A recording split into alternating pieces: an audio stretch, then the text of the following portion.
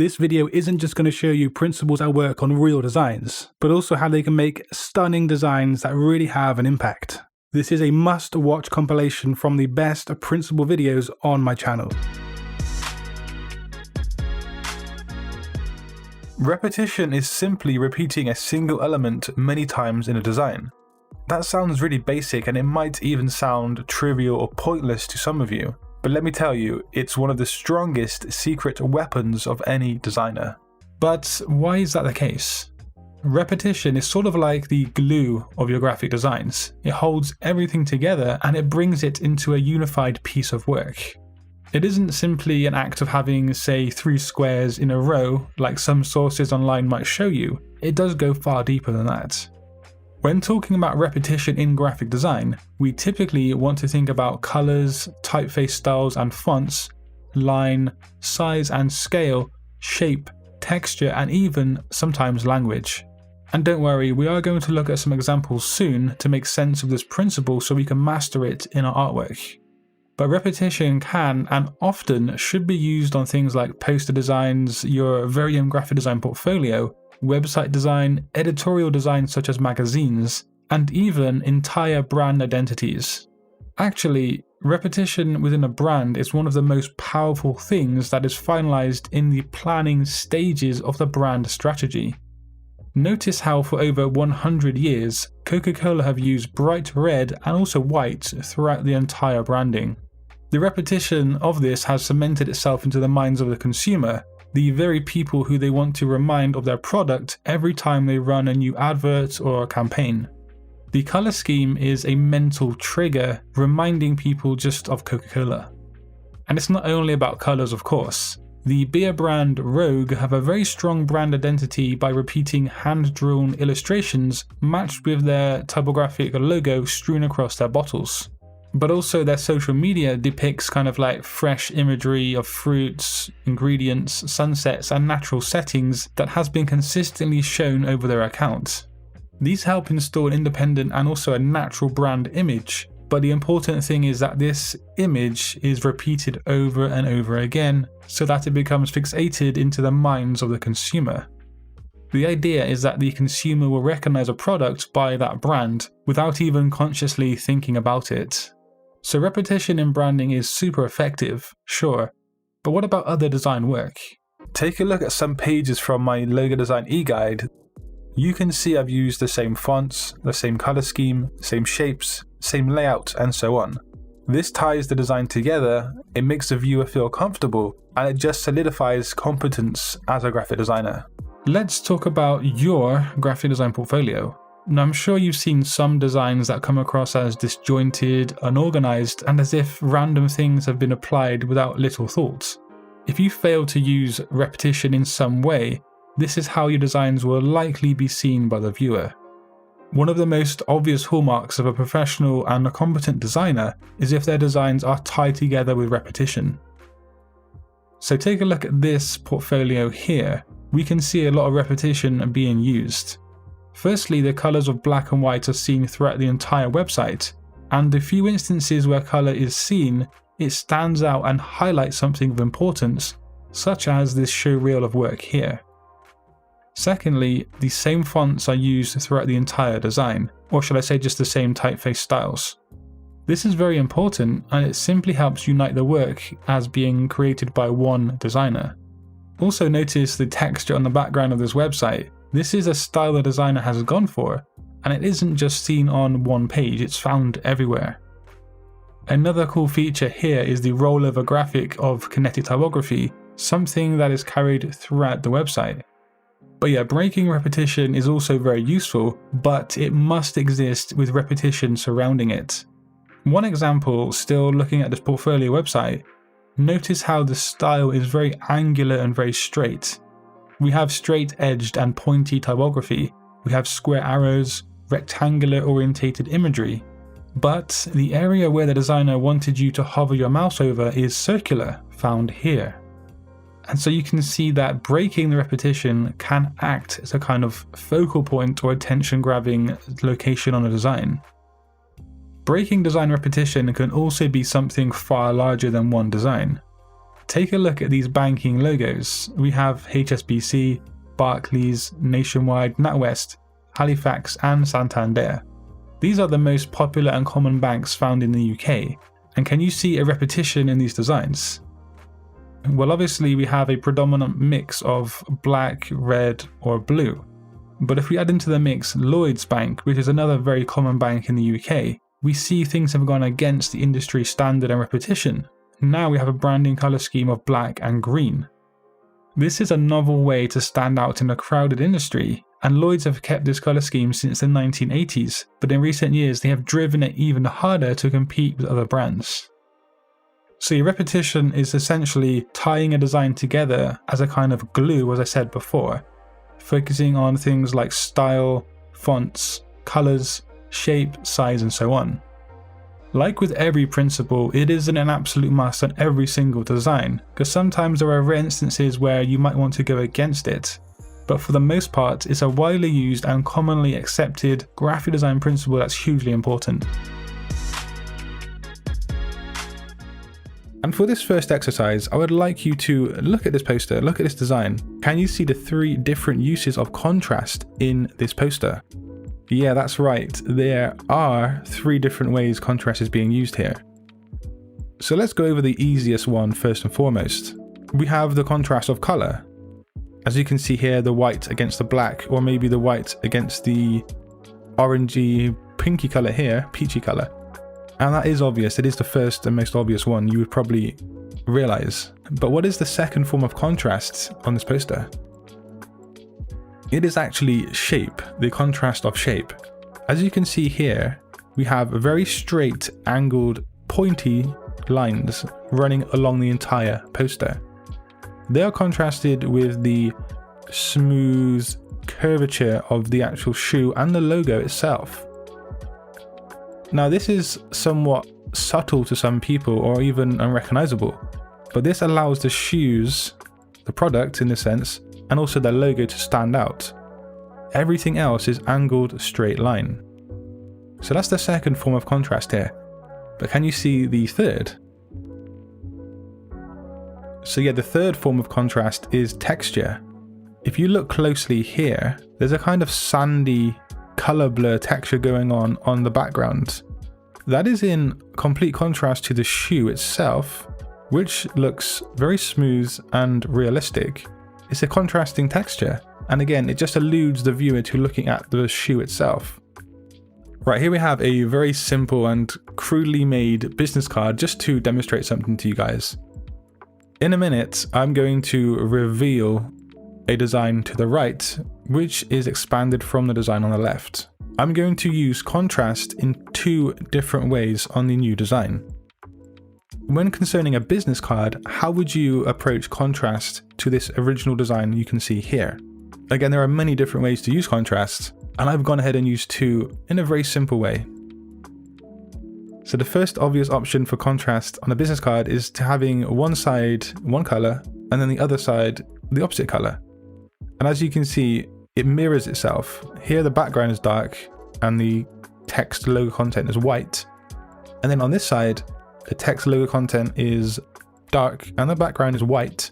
This is a very easy way to make an interesting and a pretty neat business card. But the other contrast is also seen as hierarchy, but it is contrast in this sense as well. And that's having different weights of text here, and then also different sizes of text, as you can see comparing over here. There are obviously many different graphic design principles working on a design at any given moment, but contrast is one huge aspect of design. But let's move on to look at a few other things.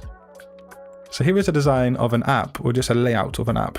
There are many different forms of contrast going on here, and I would like you to try and work out and decipher what is going on in terms of contrast.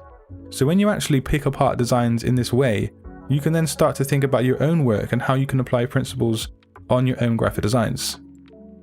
So the first form of contrast is here, with these black labels that clearly stand out all over the app. They do this by standing out in just terms of black contrast on color or white.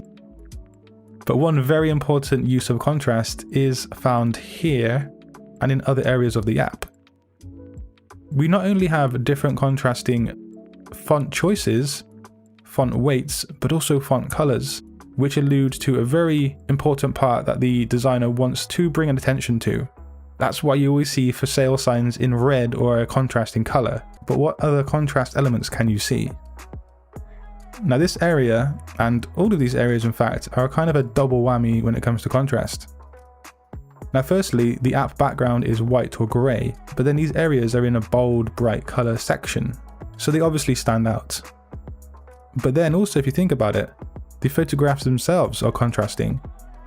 I mean, we have red on blue, we have blue on orange, kind of bluey, turquoisey on pink, and so on. So there's quite a lot of contrast going on in these areas. But can you see anything else that's contrasting in this design? Yes, the actual UI itself is contrasting. The UI of the app or even the phone. We have a red dots here, and also up here, the tabs. So yeah, there's a lot of contrast going on here, and I hope you can see now how useful and fundamental contrast is to graphic design. Hierarchy combines two aspects, dominance and priority, giving extra weight to certain elements of a design over others. It helps brands convey their message to the audience by focusing on particular elements of a design. It also can allow readers to navigate an editorial design with ease. Like with repetition, I feel that hierarchy is another hallmark of a professional and competent designer. The three-stage process of marketing hierarchy is as follows. Attract, which is bringing in the viewer, intrigue, which is spiking their interest, and then delivering the message. These are the three steps a viewer will go through when viewing an effective design, and that viewer probably won't even be aware that it's happening. But let's take a look at an example that explains this process. This Adidas poster is a prime example of this triad of marketing hierarchy. The shoe and the paint splash across the shoe is the initial aspect that will grab the attention of most viewers. This is the thing that will draw them into the design. Secondly, the quote, "time to change up," will create some kind of intrigue and interest in that person. And this is going to hold them long enough so they want to read on in the design. And then below we have the message delivery. The design is literally a visual trap in some aspects, because it draws you in, makes you interested, and then you've read the message the designer wanted you to read, all because of hierarchy. So this landing page on the Apple website is a nice, clean example of what we're talking about. Let's first focus on the bottom section of this design here.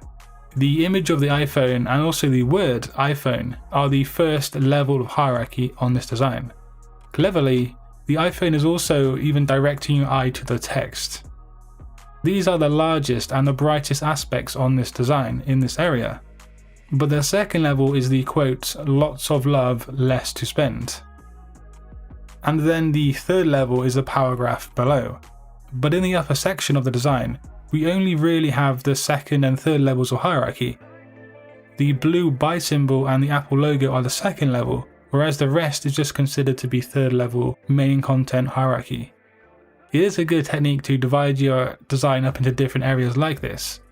As you can see on this brochure, the design has split up the work into different sections, and each section has at least 2 or 3 levels of hierarchy. Headings and main imagery being level 1, level 2 are subtitles and other graphics, and then 3 being the body text and small details. So when you figured out what aspects of your design should be level 1, 2 or 3 hierarchy, and also when you figured out how many areas you're going to use, possibly by using grids, it's then time to choose what kind of hierarchy you want to use. Almost every design uses multiple different versions of hierarchy all at once, and here is your super duper hierarchy list. Weight. This is obviously the weight of the fonts you use. Important areas often using bolder weights. Size is a very common technique to use. The more important something is, the bigger it should be on your design. Making a design asset an obviously different color from the rest of your design or design elements makes it stand out more. Orientation.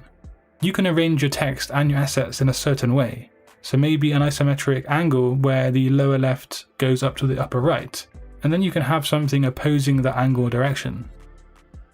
The next technique is one that a lot of designers forget. If you give an object a lot of white space on your design, it then has room to breathe and it becomes more obvious to the reader, and thus more important. And then finally, using a different style of font. If your body text is serif, then consider using a sans serif for the heading, and bingo, you have some hierarchy. I'm sure most of us know about Whitespace and negative space in graphic design, but do you get confused or lost when it comes to actually applying these things to your designs in real time? So before we look at some real life examples, it's important to understand the benefits of mastering space in your designs. Firstly, if you utilize space properly, it's going to enhance visual hierarchy, which is another very important principle in the communication of your design. Secondly, space prevents your designs from being cluttered and cramped. That's not something you want in your designs. Space also simply adds style and elegance to your designs if done correctly, and that's what we're going to talk about soon. But also when used correctly, space also emphasizes bonds between visual elements. Essentially, it just enhances proximity. This is useful for allowing your designs to make sense. When designing something in regard to the use of space, firstly ask yourself, what is the content you're working with? What has the client given you? It's important to distinguish between macro whitespace and micro whitespace at this point. Macro whitespace is the large expanse areas of nothingness that exists on your design, whereas the micro whitespace are the areas of smaller sections of nothingness between lines of text, paragraphs of text, and closely packed together design objects. For example, if you're working on a design where the client has given you reams and reams of text to work with, you're not going to be focusing much on macro whitespace, simply because you don't have much of it to work with. Your whole vision and approach for that design should then shift to focusing on using more micro whitespace effectively. However, you will still have elements of macro whitespace to consider, albeit a lot less. You want to find the right balance of micro and macro whitespace for targeted people who will be viewing it. If the design is a poster targeting mainly young business professionals who will view the design whilst briskly walking along the subway to work, you want to tip the balance towards using more macro whitespace. This is so your design remains easy to digest and recognizable at a first glance. Having lots of macro whitespace will just create emphasis and hierarchy on the focal point, making the design more noticeable. One rule of thumb that you can use is that more macro whitespace can suggest minimalism, modernity, and luxury, while if the balance is shifted more to micro whitespace, the design can be seen as more informative and serious. Things do go deeper than just macro and micro whitespace, however. We can enhance our designs with the use of passive whitespace and active whitespace.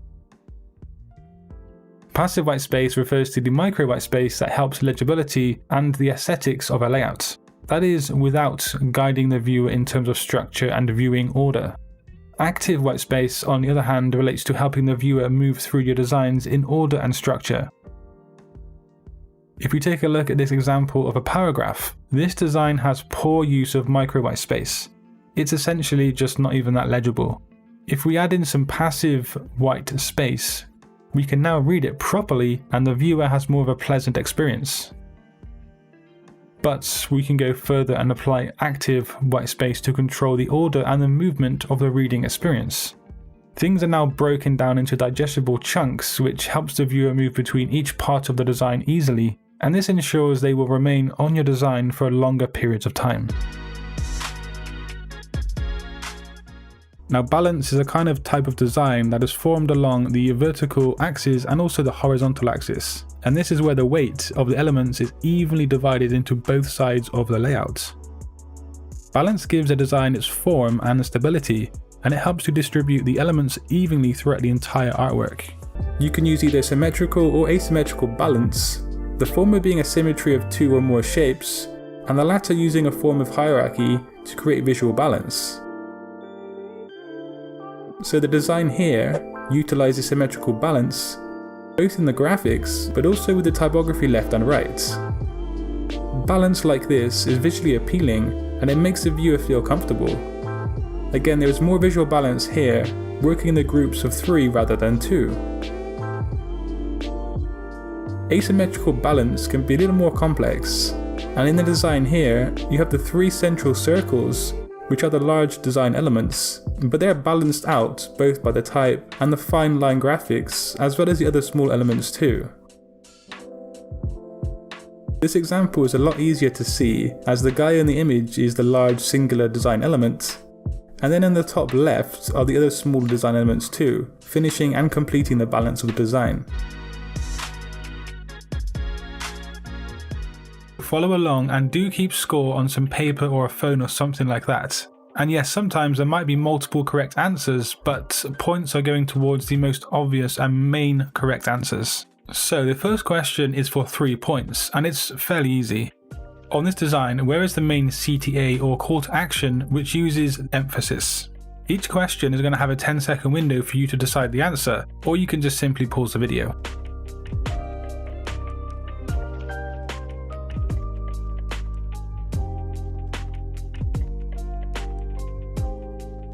Now, if you thought that this here was the main call to action, then you're correct, and that was worth 3 points. So here's a business card design. What design principles make the back of the business card appear so different to the front of the card design? It's a simple design principle that creates an obvious difference.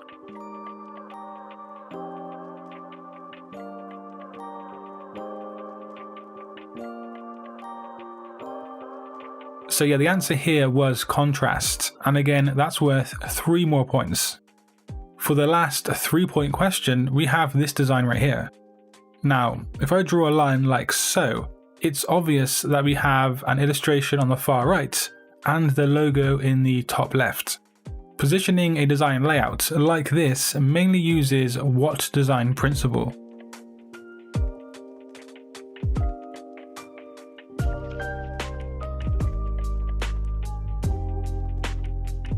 So the correct answer was 3 points for balance.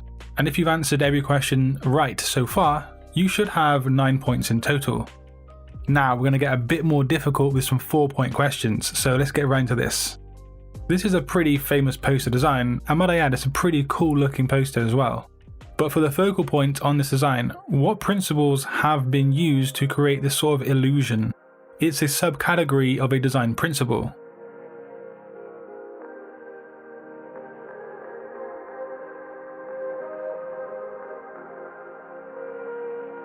So the correct answer here is negative space. But if you simply said space, you can have 2 points, but negative space will get you 4 points. So again, a 4-point question. On this website design, what principle helps me or you, the viewer, understand that all of these belong together? Or for that matter, that all of these belong together?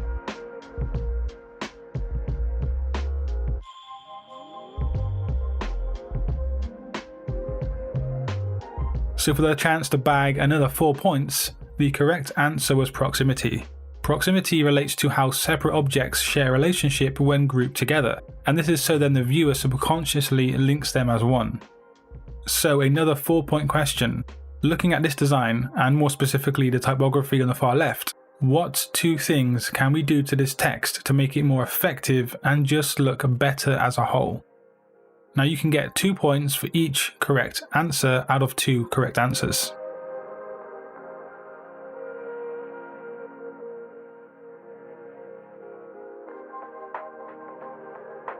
So the first correct answer is to create contrast in terms of the fonts being used. So basically just changing one of the fonts to something else. The second correct answer would be to create hierarchy with the use of size. So there's 2 correct answers, totaling 4 points for both of them. And here's another web page design layout. Now you can get 1 point for every single use of hierarchy that is on this design, and that's excluding the main navigation bar at the very top. So you might want to pause the video and have a think about where you can see hierarchy being used.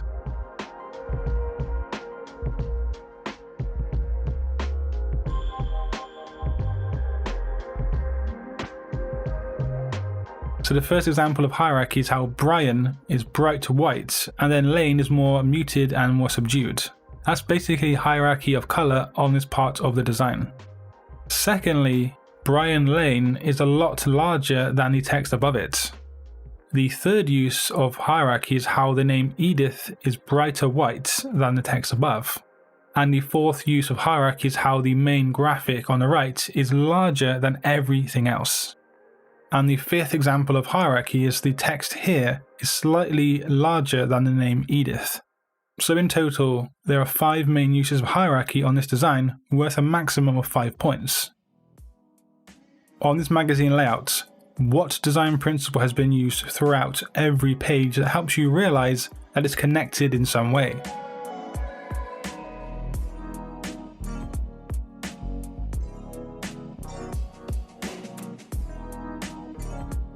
The right answer for 5 points here is that a square graphic has been repeated over and over again, which is the design principle of repetition.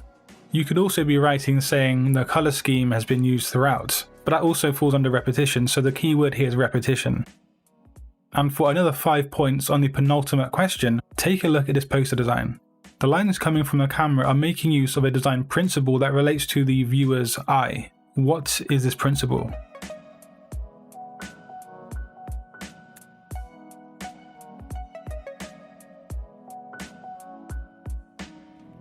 So this is called the use of rhythm, and it's how design elements help guide the viewer's eye across or along a design. Here's the last question, and it's a pretty tough one, I must say. It's more of like a bonus question, and it's worth 6 points. If you can get this one correct, then you deserve a pat on the back and maybe a chocolate chip cookie. This design is all about weight loss and improving one's health. In terms of the design principle of color, what is so important to the effectiveness of this design message to the audience? I did say this one was tricky.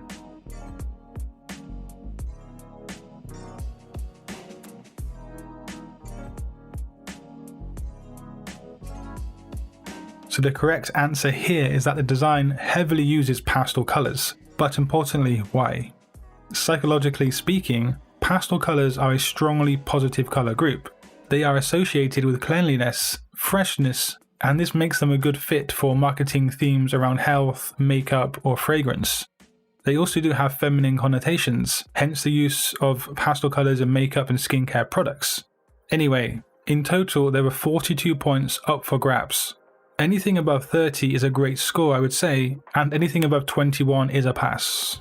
Skillshare is an online learning community with thousands of online classes and thousands of members across 150 different countries. It's a place you can truly become inspired and pick up new, relevant skills. And that's perfect for taking your designs from 0 to 60 faster than me pouncing on new free fonts. Now, I myself saw that I wanted to pick up a few motion graphic skills in my free time, and so I took this class by Andrea on making a glitch text animation effect, and I found the 4 bite-sized lessons were just a piece of cake to get along with, even for someone who's inexperienced with motion graphics like myself and someone who's really busy with a tight schedule. With a Skillshare membership, you can actually engage with your creative hobbies and your interests all year long. So make 2023 the year you perfect a new creative hobby, land a new career, or launch your own business. Now you can try Skillshare for yourself with a risk-free 30-day free trial. The first 1,000 people who use the link in the description box below will get a 1-month free trial to Skillshare using the tracking link. Yeah, and that link is just down in the description box below. Now it is entirely possible to create a good design without even thinking about the design principles.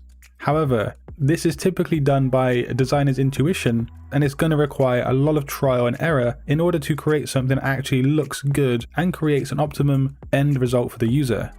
Trial and error should not be desirable to any designer, because it's opposed to having a solid and tried and tested method, which means that having design principles sprinkled into your design process removes any kind of trial and error.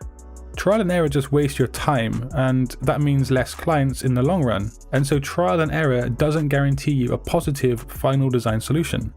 You want something that is concrete and sustainable. But anyway guys, if you want to watch something useful to your graphic design career, just click the video on screen, and until next time guys, design your future today. Peace.